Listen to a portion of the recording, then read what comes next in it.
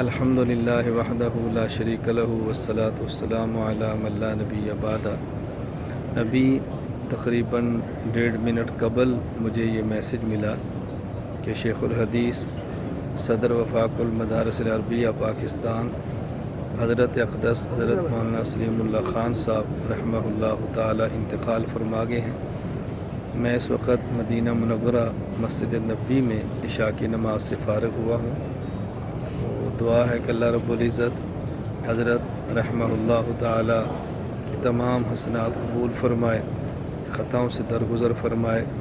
پورا وفاق المدارس العربیہ پاکستان جامعہ فاروقیہ حضرت کی یادگار ہیں، حضرت کے لیے صدقہ جاریہ ہیں، اور تمام حضرت کے متعلقین، تمام تلامذہ اور تمام مسلک اہل و سنت والجماعت احناف دیوبند سے تعلق رکھنے والے حضرات اس خبر سے بے حد مغموم، غمگین اور پریشان ہیں۔ اللہ رب العزت حضرت کے درجات کو بلند فرمائے، تمام خدمات ان کے اپنے دربار میں قبول فرمائے۔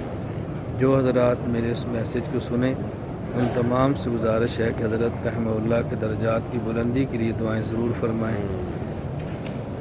السلام علیکم ورحمۃ اللہ وبرکاتہ۔